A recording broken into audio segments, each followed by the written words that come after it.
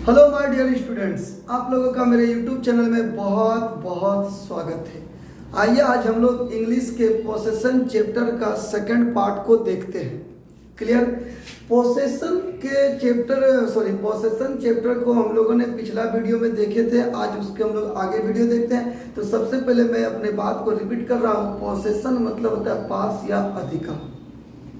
जब भी कोई सेंटेंस हम लोग के सामने आ जाए और उस सेंटेंस को पढ़ करके देखने के बाद अगर उस सेंटेंस से यह अर्थ निकले कि किसी व्यक्ति के पास कुछ है, उसके अधिकार में कुछ है, उसका अपना कुछ है, जब तक वो सामान उनके पास है, उस सामान पर सिर्फ और सिर्फ उनका हक है, ऐसे मीनिंग देने वाले दुनिया के समस्त वाक्यों को पोसेशन कहा जाता है। In English we can also say that, अंग्रेजी में हम लोग इसे इस तरह से भी कह सकते हैं, in a sentence if we get the sense that somebody has something, यानी एक वाक्य में यदि किसी व्यक्ति के पास कुछ है, पोसेस समथिंग उसके अधिकार में कुछ है, और ऑन समथिंग उसका अपना कुछ है, then that sentence is considered into possession, तब उस वाक्य को पोसेशन कहा जाता है, पोसेशन में समझा जाता है। तो हम लोगों ने 3 सेंटेंस को हम लोगों ने देखा था पिछला वीडियो में। पहला जो सेंटेंस था वो था, मेरे पास एक रामायण है। तो इसका इंग्लिश था आई हैव द रामायण। इसका 6 रूप का प्रैक्टिस आप खुद कर लीजिएगा। I have not the Ramayana, have I the Ramayana, have I not the Ramayana, why have I the Ramayana, why have I not the Ramayana. अगला सेंटेंस था, उसके पास एक घर था या उससे एक घर था, यानी ये सेंटेंस भी पोसेशन है, उसके पास था, उसका अधिकार में था, ये भी पोसेशन के मीनिंग को दे रहा है। तो इसका हम लोग रूल सीख चुके थे, मैं रिपीट थोड़ा सा करना चाहूँगा ताकि आपके माइंड में ये सारी चीज़ आ जाएंगे। इसका इंग्लिश होगा ही हैड अ हाउस। 6 रूप आप कर सकते हैं। अगला सेंटेंस था, आपको पैसे होंगे। आपको पैसे होंगे, कब होंगे? कमाएंगे तब होंगे। अरे कमाएंगे कब भाई? भविष्य में। यानी this sentence gives the meaning of future as well as gives the meaning of possession, यानी यह फ्यूचर के साथ साथ पोसेशन है। और इसका हम लोग इंग्लिश सीख चुके थे, मैं जब बार बार उस चीज़ को नहीं रिपीट करूंगा, समय वेस्ट हो रहा है। आप लोग का समय बहुत कीमती है। You all know that time is very precious, समय बहुत कीमती है। If you waste your time, यदि आप अपने समय को बर्बाद करते हो, one day time will waste you, तो समय एक दिन आपको बर्बाद कर देगा। इसलिए समय बर्बाद ना करें। हम लोग चैप्टर को आगे देखते हैं। तो आपको पैसे होंगे, कब होंगे? फ्यूचर में होंगे। आपके पास होंगे, आपके अधिकार होंगे, आपका अपना होंगे, आपके जेब में होंगे, उस पर आपका हक होगा। यानी ये सेंटेंस पोसेशन का मीनिंग दे रहा है। इसका इंग्लिश होगा यू विल हैव मनी।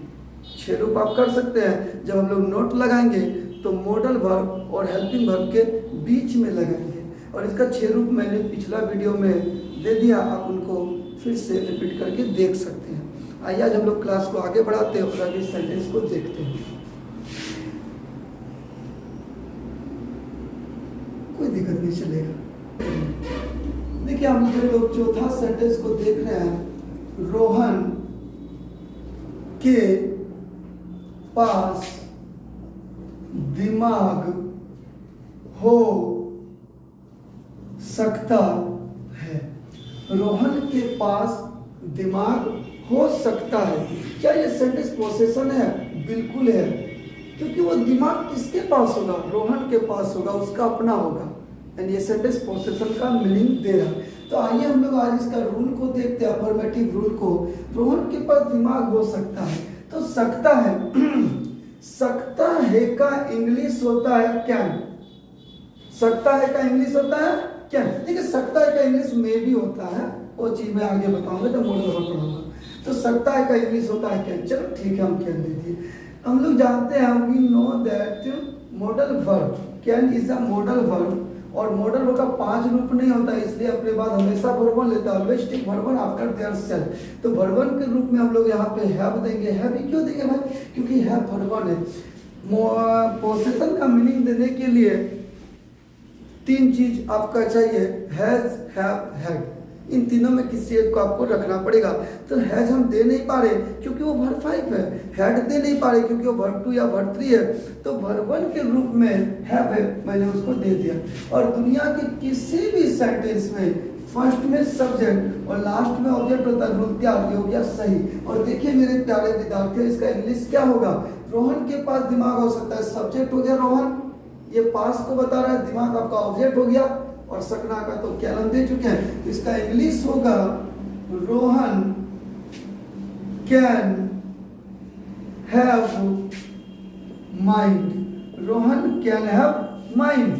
बढ़िया देख लिए। इसका नेगेटिव क्या होगा? Rohan can not have mind.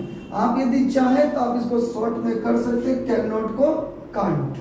आगे क्या होगा? मॉडल और बाहर निकाल दीजिए। Can Rohan have mind, last में इंटरोगेटिव मार्क। ये हो गया तीसरा। अगला क्या होगा? क्या रोहन के पास दिमाग नहीं हो सकता है? Can Rohan not have mind. आगे होगा रोहन के पास दिमाग क्यों हो सकता है? रोहन के पास दिमाग कैसे हो सकता है? ये भी बोल सकते हैं। तो हाउ से भी आप लगा सकते हो, वाई से भी लगा सकते हैं, किसी भी क्वेश्चन वर्ड कर ले सकते हैं। Why can Rohan have mind, sorry mind. Clear? अगला होगा रोहन के पास दिमाग क्यों नहीं हो सकता है? Why can Rohan not have mind. Rohan के पास दिमाग क्यों नहीं हो सकता है? तो ये हो गया इसका इंग्लिश। मेरे प्यारे विद्यार्थी, मेरे प्यारे विद्यार्थियों, पांचवा सेंटेंस, राधा के पास ज्ञान हो सकती थी। राधा के पास ज्ञान हो सकती थी, बिल्कुल पोसेशन का मीनिंग है। आप देखिए, पढ़ के देख लीजिए, आपको पता चलेगा, क्योंकि ये ज्ञान राधा के पास है। देखिए, शक्ति थी का इंग्लिश होता है कुड। शक्ति थी का इंग्लिश होता है कुड। कुड एक मॉडल वर्ब है, ये अपने बाद हमेशा वर्ब वन लेगा, और वो हैव ही लेगा जब जब पोसेशन की बात होगी, क्योंकि यहाँ वर्ब वन है। उसके अलावा दुनिया किसी भी सेंटेंस में फर्स्ट में सब्जेक्ट, लास्ट में ऑब्जेक्ट, रूल तैयार हो गया सही। तो देखिए इसका इंग्लिश क्या होगा, आपको ट्राई करो। राधा के पास ज्ञान हो सकती है, राधा सॉरी हो सकती थी, Radha could have knowledge.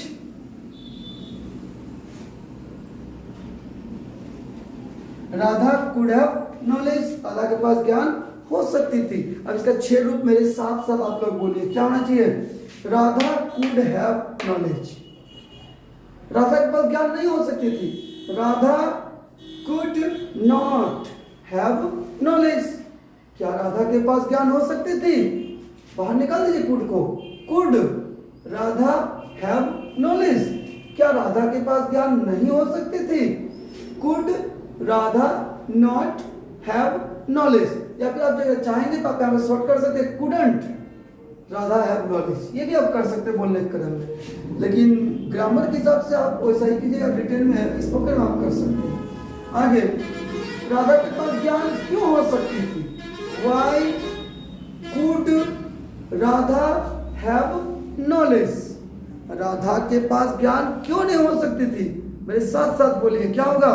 Y could Radha not have knowledge. Clear?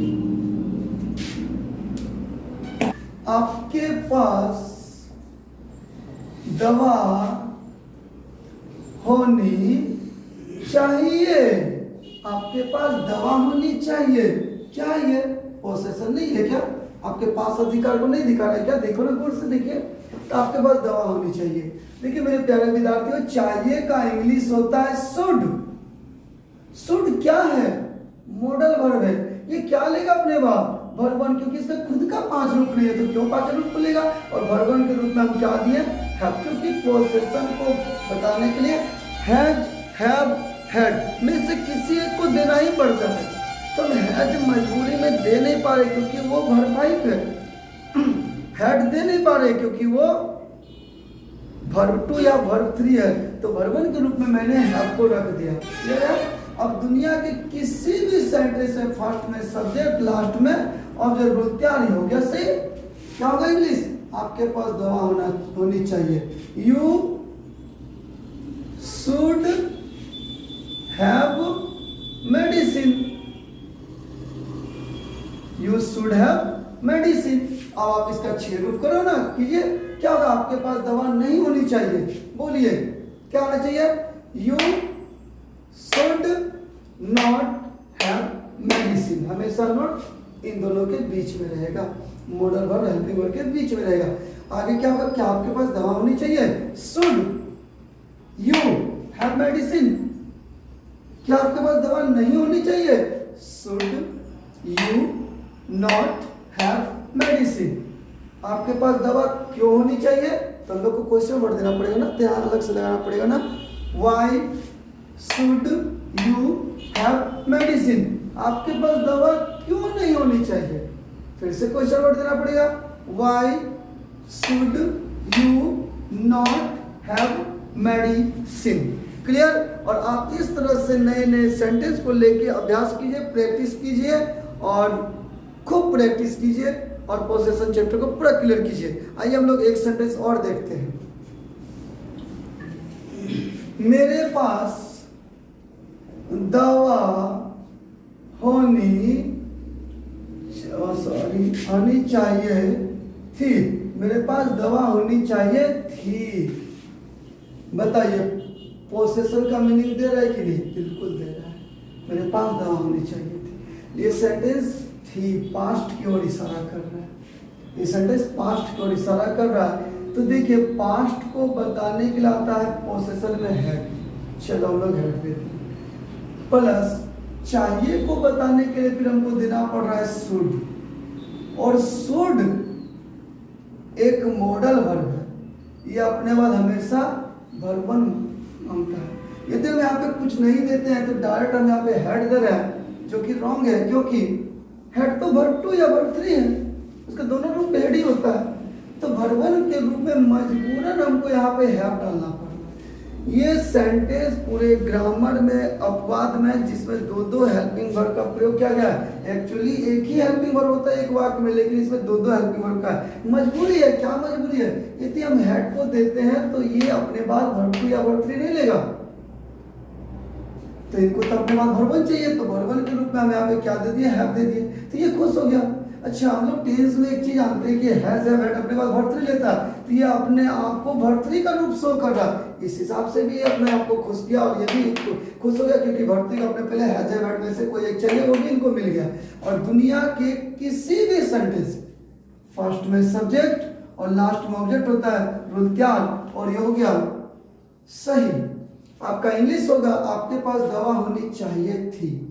तो देखिए एक चीज और समझने वाली बात है। चलिए कल आप इंग्लिश होगा, सॉरी, मेरे पास दवा होनी चाहिए थी। I should have had medicine. मेरे पास दवा होनी चाहिए थी। I should have had medicine. इसका नेगेटिव क्या होगा? I should not have had medicine. I should not have had medicine. मेरे पास दवा नहीं होनी चाहिए थी। अब देखिए यहां से आपको सीखने को मिल रहा है। क्या सीखने को मिल रहा है? कि दोनों हेल्पिंग वर्ब के बीच हम लोग ब्रेकिंग नहीं करेंगे, यानी दैट मींस नॉट का प्रयोग नहीं करेंगे। जब भी करेंगे मॉडल वर्ब और हेल्पिंग वर्ब के बीच में करेंगे। अगला यदि हम लोग बनाते हैं तो होगा क्या मेरे पास दवा होनी चाहिए थी, तो मॉडल वर्ब को बाहर कीजिए। Should I have had medicine. क्या मेरे पास दवा नहीं होनी चाहिए थी? फिर से बाहर कीजिए। Should I not have had medicine. ये साथ में रहेगा। क्लियर? मेरे पास दवा क्यों होनी चाहिए थी, आप कैसे भी बोल सकते हो, कहाँ भी बोल सकते हो, कब भी बोल सकते हो, जो बोलेगा आप उसको लगा सकते हैं। तो चलिए, मेरे पास दवा क्यों होनी चाहिए थी, वाई, ये क्वेश्चन वर्ड के रूप में दे रहे हैं, why should I have had medicine, मेरे पास दवा क्यों नहीं होनी चाहिए थी, वाई क्वेश्चन वर्ड के रूप में दिया जा रहा है, why should I not have had medicine. तो मेरे प्यारे विद्यार्थियों, इस चैप्टर को मैं यहीं पे दी एंड करता हूँ। 7 सेंटेंस आपको दिया गया, पोसेशन में टोटल 7 सेंटेंस होते हैं। इस 7 सेंटेंस को आप प्रैक्टिस कीजिए, अभ्यास कीजिए, और यदि आपको कोई दिक्कत हो तो कमेंट बॉक्स में आप कमेंट कीजिए, मैसेज कीजिए, और फिर हम लोग नेक्स्ट वीडियो हम लोग फाउंडेशन चैप्टर के बारे में जिक्र करेंगे। आपको पोसेशन के लिए और अच्छा से देखना हो तो आप पोसेशन का पार्ट 1 देख लीजिएगा, इससे पहले वाले वीडियो देख ले सकते हैं और आप पूरा क्लियर कर सकते हैं। Thank you so much.